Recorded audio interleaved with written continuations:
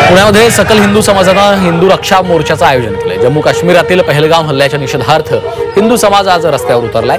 पुण्यातील दगडूशेठ मंदिरापासून ते फडके हाऊस चौकापर्यंत रॅली काढण्यात आली। यावेळी पाकिस्तानच्या विरोधात घोषणाबाजी केली।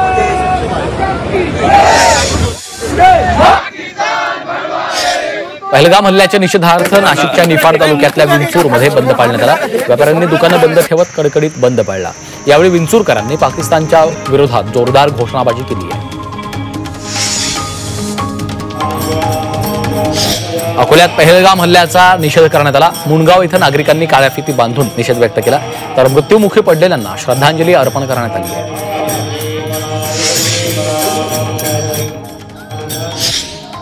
अमरावतीच्या चांदूर बाजारामध्ये सकल हिंदू समाज संघटनांकडून निषेध आंदोलन करण्यात आलं। या आंदोलनात काश्मीरच्या पहलगाम मधील दहशतवाद्यांच्या हल्ल्याचा तीव्र निषेध केला। यावेळी हिंदुत्ववादी संघटनांच्या कार्यकर्त्यांनी पाकिस्तानचा ध्वज जाळला। पहलगाम मध्ये घोडेस्वारीचा मोह टाळल्यामुळे लातूरमधील 3 कुटुंबियांचा जीव वाचला। सुट्यांसाठी हे कुटुंब श्रीनगरला गेलं होतं। त्यावेळी त्यांचा पहलगाम इथून बेताब व्हॅलीतून घोडेस्वारी करून पहाडी भागात जाण्याचा प्लॅन होता, मात्र सर्वांची मतं जुळली नाहीत, त्यामुळे त्यांनी माघार घेतली। सगळं छान होतं, नेचर वगैरे, इथले झाडे। पहलगाम मधील हल्ल्याच्या निषेधार्थ सकल हिंदू समाजानं आज सटाणा बंदची हाक दिली होती। यामध्ये आता त्याला बंदला चांगला प्रतिसाद दिलाय। नागरिकांनी तहसील कार्यालयावर मोर्चा काढला। शिवतीर्थापासून या मोर्चाला सुरुवात झाली। दहशतवाद्यांना पकडून फासावर लटकावा अशी मागणी त्यांनी केली।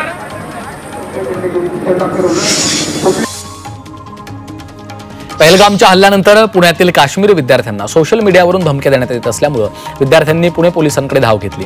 महाराष्ट्र आणि काश्मीरचं वेगळं नातं खराब होऊ नये, आम्हाला संरक्षण द्या, आम्हाला महाराष्ट्रामध्ये सेफ वाटू द्या अशी मागणी पुण्यातल्या काश्मीरी विद्यार्थ्यांनी केली आहे। आदिवासींसाठीच्या विविध योजनांची प्रभावी अंमलबजावणी करा असे निर्देश आदिवासी विकास मंत्री डॉ. अशोक उईके यांनी प्रशासनाला दिलेत। गडचिरोलीच्या अहेरीमध्ये आदिवासी विभागाची आढावा बैठक झाली। यामध्ये त्यांनी शासकीय योजनांची अंमलबजावणी करण्याचे निर्देश दिले। पुण्याच्या इंदापूर तालुक्यातील 96 ग्रामपंचायतींच्या सरपंच पदासाठी आरक्षण सोडत काढण्यात आली। जिल्हाधिकाऱ्यांनी तहसीलदार, गटविकास अधिकारी आणि इतर अधिकाऱ्यांच्या समोर आरक्षण सोडत जाहीर केली। त्यामुळे गावामधील राजकारण तापणार असून इच्छुक उमेदवारांच्या तयारीकडे सर्वांचं लक्ष लागून आहे।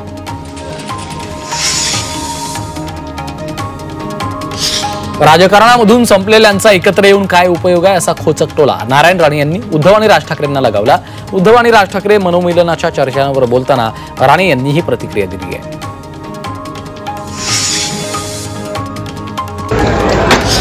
अकोल्यामध्ये भाजपची संघटनात्मक आढावा बैठक झाली आहे। भाजपचे कार्यकारी अध्यक्ष आमदार रवींद्र चव्हाण यांनी पश्चिम विदर्भातील कार्यकर्ते आणि पदाधिकाऱ्यांच्या सोबत बैठक घेतली। या बैठकीत पक्षाच्या कार्याची समीक्षा आणि आगामी योजनांबाबत चर्चा झाली।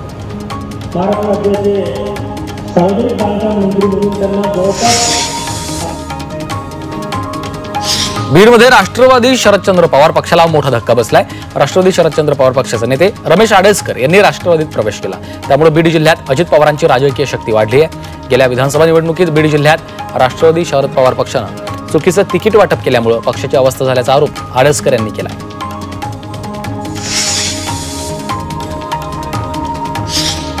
आसावरी जगदाळे यांना शौर्य पुरस्कार द्या अशी मागणी खासदार सुप्रिया सुळे यांनी केली आहे। महाराष्ट्र दिनी आसावरी यांचा गौरव करावा अशी मागणी देखील त्यांनी केलेली आहे।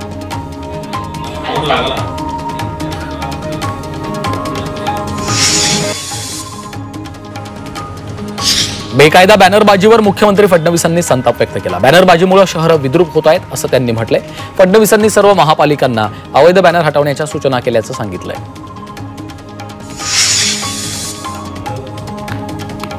परभणी महानगरपालिकेत उपमुख्यमंत्री अजित पवारांनी आढावा बैठक घेतली।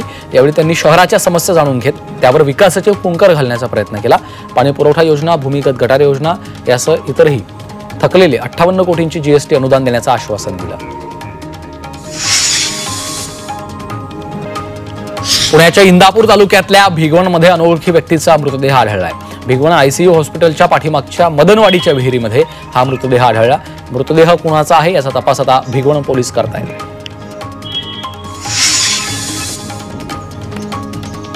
अकोला जिल्ह्यातील बोरगाव मंजू या पोलीस ठाण्याच्या हद्दीमधील मंदिरात चोरी झाली। चोरट्यांनी कुरणखेड तीर्थक्षेत्र चंडिका देवी या मंदिराच्या दानपेटीमधील रक्कम लंपास केली आहे। त्यामुळे भाविक संतप्त झाले। पोलिसांनी तातडीनं चोरट्यांना अटक करावी अशी मागणी केली आहे।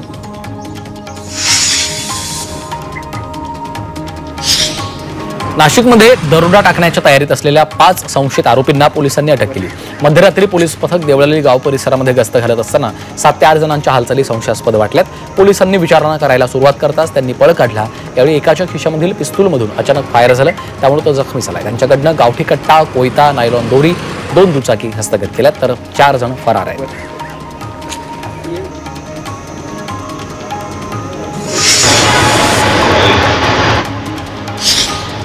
चंद्रपुरातील बालाजी मंदिरामध्ये दरोडा टाकून फरार झालेल्या आरोपींपैकी एका आरोपीला अटक केली आहे। या आरोपीकडनं चोरीला गेलेला मोबाईल जप्त केला, तर आता या दरोड्यातील सर्व आरोपींना अटक करणार असल्याचा विश्वास पोलिसांनी व्यक्त केला आहे।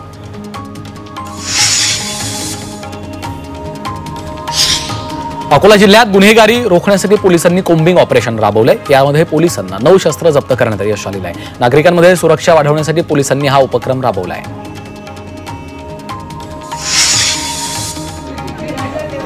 सांगलीच्या जतमध्ये आश्रमशाळेत अल्पवयीन विद्यार्थिनींचा विनयभंग झाल्याची घटना घडली आहे। या प्रकरणी आश्रमशाळेच्या मुख्याध्यापकाला उमदी पोलिसांनी अटक केली। आश्रमशाळेला सुटी लागल्यानंतर पीडित मुलीनं घरी आल्यावर हा प्रकार सांगितलाय।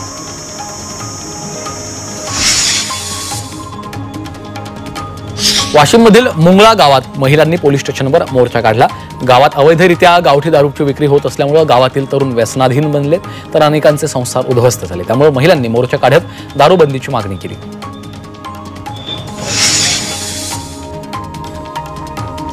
पिंपरी चिंचवडमधील पोलिसांनी सोनसाखळी चोरी करणाऱ्या चोराला अटक केली आहे। या चोरट्याकडनं 5 लाखांचा मुद्देमाल जप्त केला। सीसीटीव्हीच्या आधारे तपास करून पोलिसांनी आरोपीला अटक केली आहे।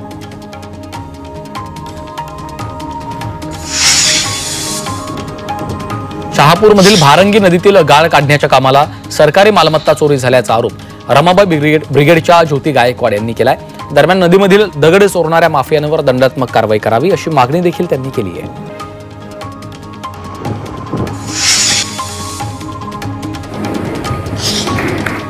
पालघरमध्ये river teachers of Bordi legacies and lessons या पुस्तकाचा प्रकाशन समारंभ पार पडलाय।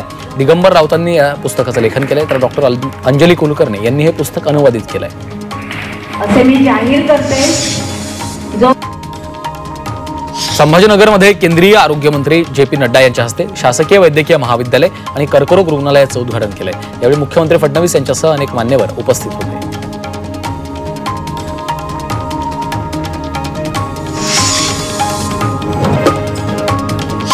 कोल्हापुरातील यमगे गावात बिरुदेव डोणे यांची UPSC परीक्षेत यश मिळवल्याबद्दल जंगी मिरवणूक काढण्यात आली आहे। यावेळी पारंपरिक वाद्यांच्या गजरात बिरुदेव डोणेचं स्वागत केलं, तर पंचक्रोशीतल्या ग्रामस्थांनी बिरुदेव डोणे याच्यावर अभिनंदनाचा वर्षाव केला आहे।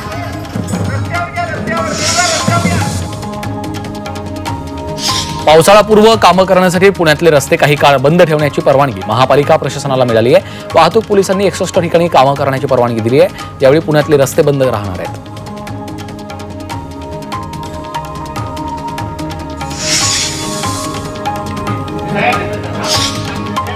लग्नातल्या जेवणातून 600 जणांना विषबाधा झाली आहे। यामध्ये एका बालकाचा मृत्यू झाला असून 17 जण गंभीर असल्याची माहिती आहे। छत्रपती संभाजीनगरच्या कन्नड तालुक्यात ही घटना घडली आहे। या ठिकाणी सामूहिक विवाह सोहळ्यासाठी जेवणाचं आयोजन केलं होतं। जेवणानंतर सर्व वऱ्हाडींना अचानक उलटी आणि चक्करचा त्रास सुरू झाला। यावेळी जेवणातून 600 जणांना विषबाधा झाल्याची माहिती आहे।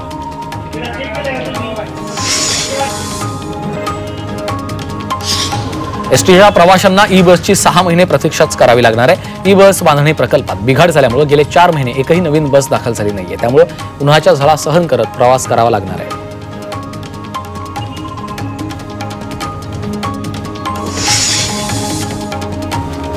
राष्ट्रवादीच्या गौरव महोत्सवी यात्रेचं साताऱ्यामध्ये स्वागत केलंय। कोल्हापूरच्या पन्हाळा किल्ल्यावरून यात्रेला सुरुवात झाली। साताऱ्यातील पवित्र गड किल्ल्यांची माती तसंच नद्यांचं पाणी कलशामध्ये ठेवण्यात आलं। 6 विभागातनं ही गौरव महोत्सवी रथयात्रा 1 मेला मुंबईत पोहोचणार आहे।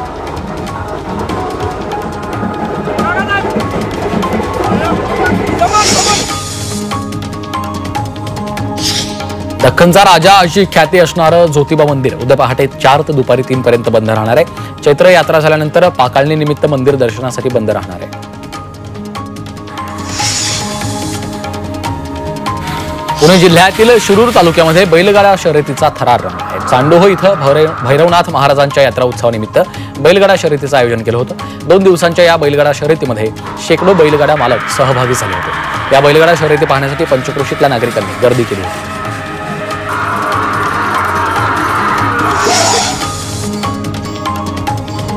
सोलापूरच्या अक्कलकोटमध्ये स्वामी समर्थ महाराजांच्या 147व्या पुण्यतिथीनिमित्त पालखी मिरवणूक काढण्यात आली. या सोहळ्याला हजारो भाविकांनी हजेरी लावली आहे. यावेळी स्वामींच्या मंदिराला आकर्षक फुलांची सजावट करण्यात आली आहे.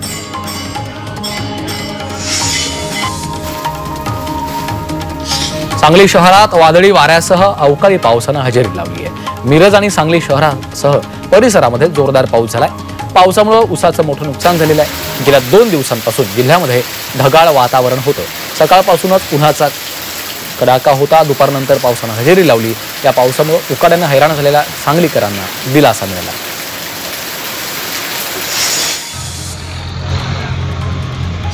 सोलापुरात तापमान 41 अंशांवर गेलंय. अचानक वातावरणामध्ये बदल होत पावसाच्या सरी कोसळल्यात.